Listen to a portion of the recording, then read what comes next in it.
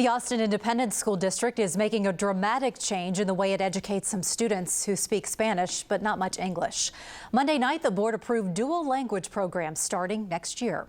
KVUE education reporter Amy Johnston explains. Hi, Terry. Up until now, the focus had really been on bilingual programs, with the thought being that it builds up a student's self-esteem to learn in their native language and then slowly learn English. But with these dual language programs, students will have to be proficient in both languages. That means it's opening the door for English-speaking kids to be proficient in Spanish at a very young age.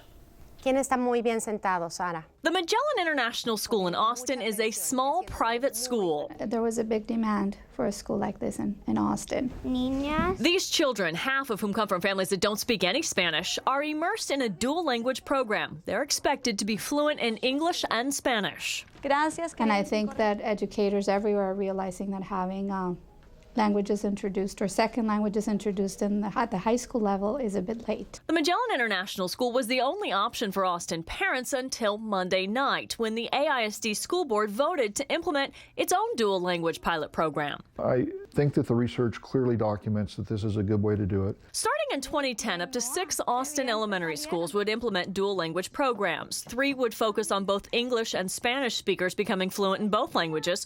3 would be so-called one-way dual language, where the class would be made up of Spanish-speaking students. Brentwood Elementary applied to be one of the 6 schools. Verde, azul.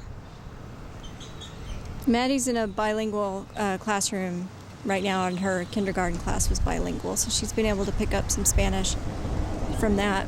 So we've already kind of experienced that a little bit, and so it's been a positive thing for her. I'm not done. There's one more.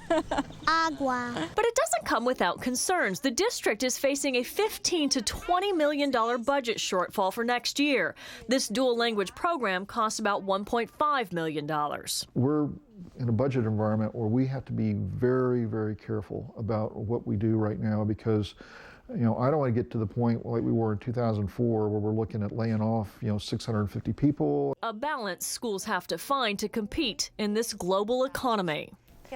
Now, other school districts have already figured out that there are plenty of jobs to be had if you speak 2 languages. Plenty of city jobs, emergency worker jobs. That's why Round Rock ISD started a dual language program in 2008. Now, it focuses on pre-K, kinder, and first grade. It's still in the pilot stages, but it did double in size to 6 schools this year.